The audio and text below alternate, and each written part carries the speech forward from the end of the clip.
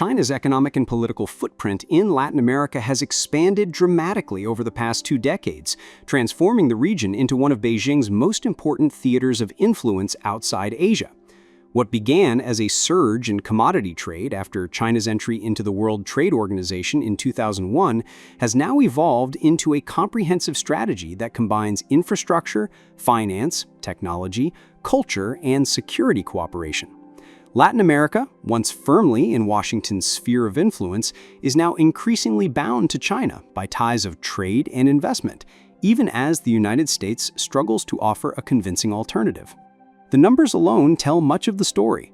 In 2001, trade between China and Latin America was negligible. For 8 years following WTO accession, it grew at an average annual rate of 31%.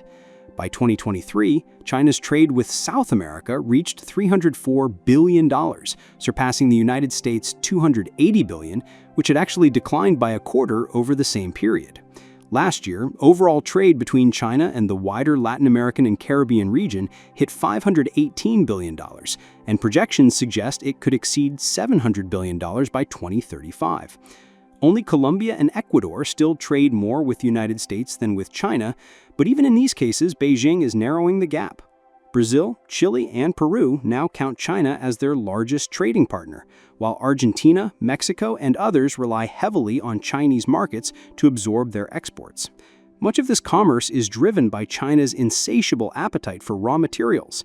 Chilean copper shipments to China have tripled in a decade, Brazilian soy exports have nearly doubled, and lithium from Argentina and Bolivia is finding its way into Chinese electric vehicle batteries. In turn, Latin America imports more manufactured goods from China than from the United States, increasingly including complex products such as electric vehicles, solar panels, and telecommunications equipment. The trade imbalance works in China's favor, but many governments in the region prefer this arrangement to Washington's emphasis on tariffs and conditional aid.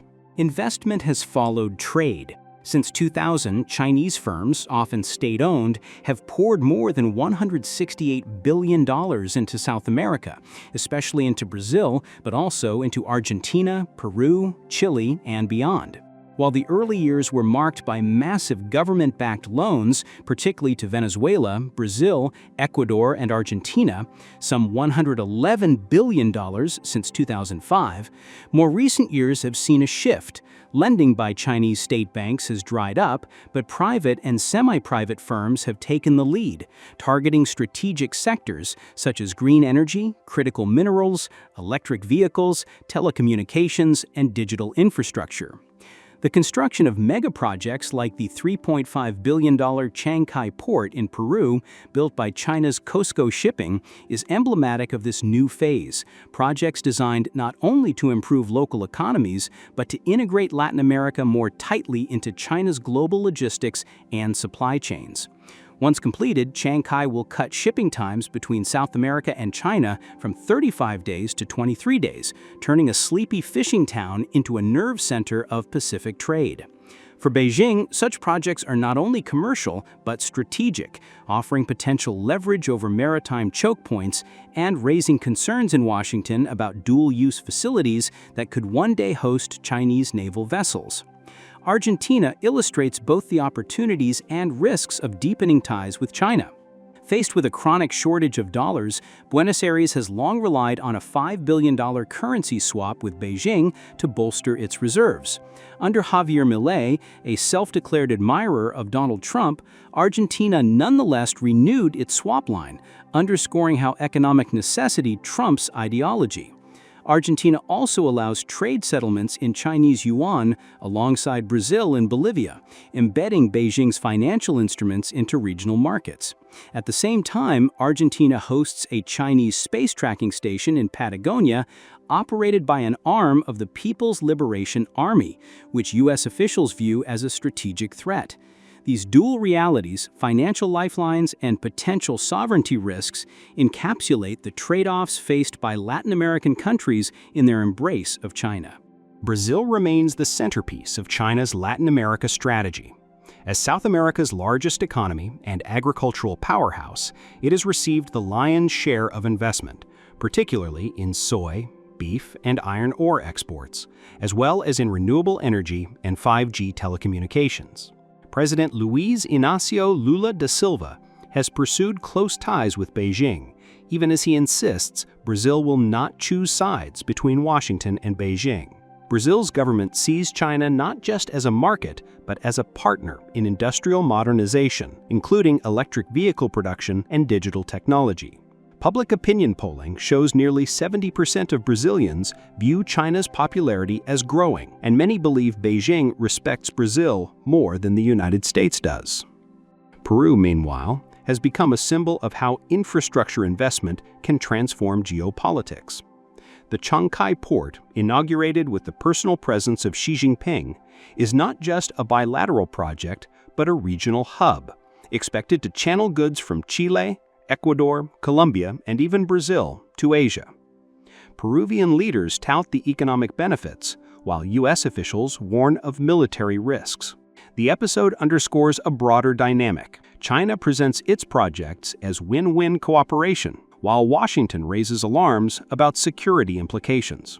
Many Latin Americans, frustrated by decades of U.S. neglect, find the Chinese narrative more appealing. Chile, like Peru, has built deep economic ties with Beijing. Copper exports are the bedrock of this relationship, but Chinese firms have also invested in renewable energy and technology. Plans for a joint astronomical observatory with China in northern Chile were recently frozen after American pressure, illustrating the delicate balancing act governments must perform. For countries like Chile, China offers resources for modernization, but alignment with Washington remains vital for trade and security agreements. Venezuela presents a different case, a country heavily indebted to China, with perhaps $10 billion still owed from earlier loans. Beijing has been cautious in extending new credit, but it continues to maintain influence through oil shipments and infrastructure projects. For a regime isolated from much of the Western world, ties with China offer a crucial economic lifeline. Similarly, Ecuador, despite its pro-U.S. orientation under President Daniel Noboa, carries $3 billion in Chinese debt, a reminder of how deeply Beijing has entrenched itself. China's engagement is not purely economic. The new China CELAC Action Plan for 2025 to 2027 lays out a 5-pillar strategy encompassing solidarity, development, peace, civilization, and people-to-people connectivity. On the surface, these pillars promise partnership and respect, but in practice, they serve to institutionalize China's presence across political, cultural, and security spheres. Beijing has pledged to invite hundreds of Latin American political party officials to China each year, cultivating relationships that transcend electoral cycles. It offers credit lines, training programs, and small but beautiful local projects to weave itself into the fabric of regional societies. It promotes yuan-denominated panda buns, challenging traditional Western-dominated financial mechanisms, and expands its digital footprint through cooperation in AI, smart cities, and cloud computing. Even cultural outreach, Confucius Institutes, scholarships, film exchanges, and textbook donations serves the purpose of shaping narratives in China's favor. Security cooperation is also expanding. China proposes joint action against cybercrime and transnational crime, as well as cooperation in aerospace through its Beidou satellite system, which competes with GPS. References to Antarctica and polar research align with China's broader global ambitions. For U.S. military leaders, the concern is clear. Ports, space stations, and digital infrastructure could all be leveraged for intelligence or military purposes. For many Latin American governments, the immediate benefits, investment, technology, jobs, far outweigh distant security fears. The contrast with the United States is stark.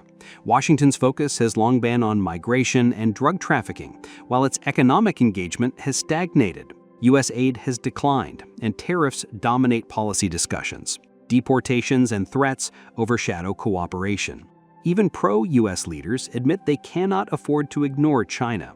As Argentina's Milei put it, the well-being of Argentines requires that I deepen my commercial ties with China. This does not mean that the relationship is without tension. Some Latin American officials complain of Chinese goods dumping, environmental harm, and one-sided deals. Former Peruvian finance minister Alfredo Thorne called the relationship love-hate and it gets more hateful as time goes by. But in the absence of credible alternatives, most governments are willing to accept these downsides. The Belt and Road Initiative, despite its flaws and unfinished projects elsewhere, offers a vision of connectivity and development that resonates in a region with massive, unmet infrastructure needs. The geopolitical implications are profound. The U.S. once considered Latin America its uncontested backyard.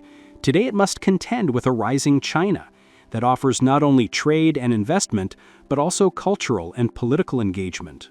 For many in the region, the choice is not between Washington and Beijing, but how to maximize benefits from both.